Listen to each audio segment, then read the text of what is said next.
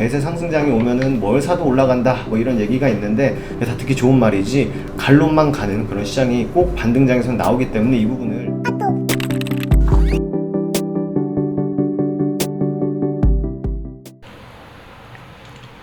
반갑습니다. 허브경제TV 서현도입니다. 이번에 같이 볼 종목은 동국제강입니다. 네, 동국제강은 뭐 주가와 연관된 어떠한 그 뉴스 같은 건 없고, 일단은 신평사, 철강업계 하반기 실적 감소 전망, 그리고 재무 안정성은 이상부, 이렇게 지금 타이틀이 달려 있습니다. 대부분 그냥 철강 섹터가 실적이 감소하겠다 이런 거는 이미 다 알고 있는 것 같아요. 언론에서도 이렇게 굉장히 많이 나오고 있지만 주가가 막 지금 당장 요거에 막 크게 반응은 하지 않죠. 다만 점진적으로 조금씩 내려가는 거, 요런 게 사실 무섭긴 합니다. 요런 게 나중에 회복하는데도 좀 시간도 오래 걸리고, 계단식 하락이 무섭다고 하잖아요. 다 비슷한 이유거든요.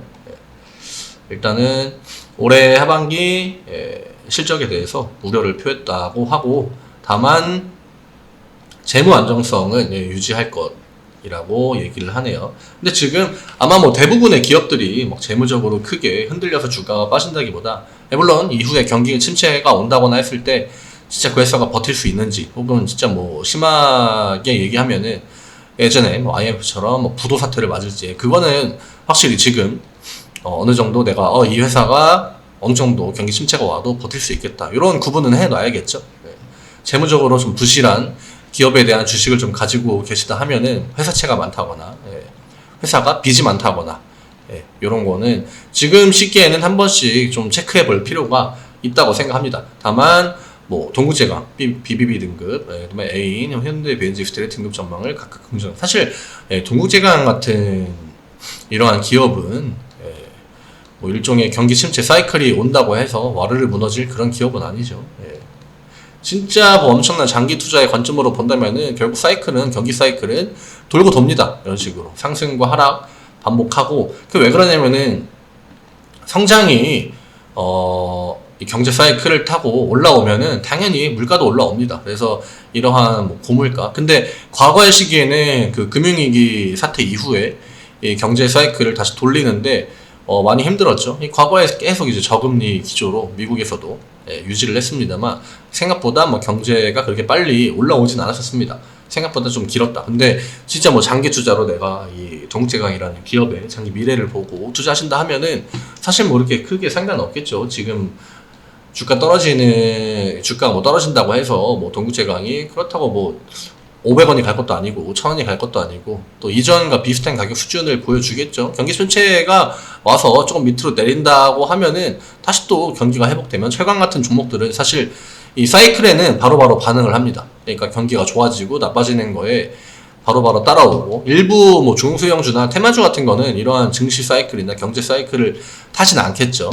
각각 자기의 이제 뭐 테마나 이런 재료 같은 걸로 등락폭이 나오겠지만, 어쨌거나 오히려 경기 사이클을 그냥 탄다고 가정을 하면은, 그럴 때는 그냥 경기 민감주가 더 나을 수도 있습니다. 물론 하락은 더 나오겠죠, 다른 종목들 대비했을 때. 다만 반등도 그만큼 빨리 나올 가능성이 있다. 대부분 다 그래왔습니다, 과거 시점부터.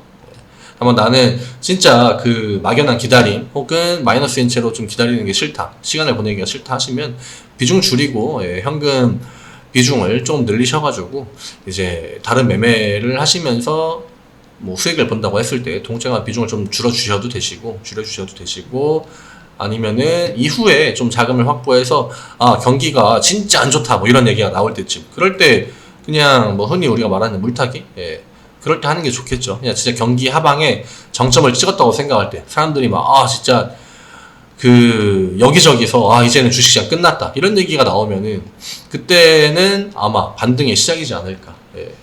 아직까지 그런 얘기가 나오고 있는 것 같지는 않더라고요.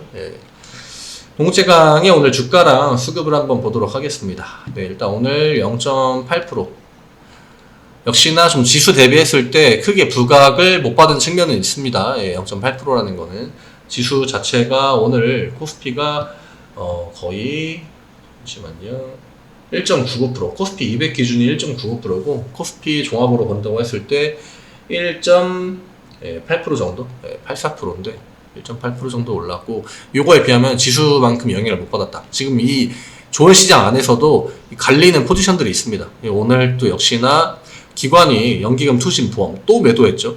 예, 사모펀드야 뭐 비중 얼마 안 되고, 금투가 매수를 좀 해주긴 했습니다만 역시나 금투 포지션 자체에 큰 의미는 없다. 외국인이 오늘도 막아줬습니다. 그리고 다행스럽게도 개인으로 넘어간 수량 자체가 크지 않고 기관이 매도하는 물량을 외국인이 그대로 사들이는 그런 약간 좀 상쇄되는 포지션이 나왔습니다. 다행이죠. 예. 오늘 같은 날 외국인이 포지션을 안 잡고 있으면은 이게 이제 개인들한테 다 넘어가게 되고 결국 주가에도 좋지 않은 영향을 끼쳤을 텐데, 유일한 희망, 늘 말씀드리지만 지금 동국제강이 주가를 버틸 수 있는 이유는 다른 거 없습니다. 그냥 외국인이 기관이 던질 때마다 꼬박꼬박 잘 받아주는 거. 예. 이후에 기관이 또 사면서 주가 올리면은 외국인이 또 팔 수도 있겠죠. 근데 그때는 사실 뭐 기관이 주가를 올려줄 거기 때문에 상관은 없겠지만, 요런 흐름이 언제까지 좀 유지될 수 있는지. 지금 외국인 자체는 일단 우리나라 시장에서 오늘은 물론 매수를 좀 강하게 해줬지만 최근에 몇 달 연속으로 계속 매도를 하고 있지 않습니까? 예.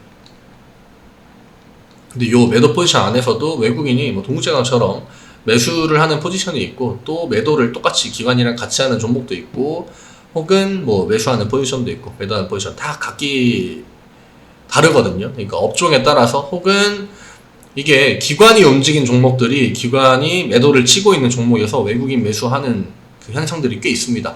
예. 요즘에도 그런지 모르겠는데, 예, 이런 종목들 약간 비슷하죠. 지금 다시 기관이 매수를 살짝 3일 동안 보여주고 있습니다만, 한세실업도 이제 섬유일보 관련주인데 대표적으로 기관 수급에 따라서 움직이는 종목입니다. 근데 기관이 이제 던질 때 외국인이 좀 매수를 해주는 이런 종목들이 은근히 있다. 동국제강이랑 비슷하죠? 상황 자체가 그렇게 크게 다르지는 않은데, 이런 수급들이 꽤 많습니다. 하지만 늘 아셔야 되는 거는 이 동국제강의 주가를 진짜 좀 힘있게 움직일 수 있는 포지션은 기관한테 있다. 그래서 외국인이 매수해주는 거는 그냥 버티기용이고, 아마 지금 오늘 수급이 외국인이랑 기관이랑 바뀌어서 나왔으면은 주가 좀 올랐을 수도 있습니다. 기관 애들이 입김이 크죠. 이 동국제강이라는 종목 안에서. 지금 일단 13,000원을 오늘 같은 날에 회복을 좀 못 해줬고요. 그리고 일단 12,000원과 14,000원, 13,000원 요 구간에서 당분간 좀 움직여주지 않을까. 근데 동국제강은 오늘 같은 날 시장이 좋을 때도 크게 지수 따라 움직이는 모습을 보여주지 못하고 있고, 또 그렇다고 시장이 나쁠 때 버텨준다. 또 그런 것도 아니거든요, 사실. 냉정하게 말씀드리면은. 그래서 시장이 좋든 안 좋든 양쪽으로 다 약간 좀 불리한 포지션에 있긴 합니다.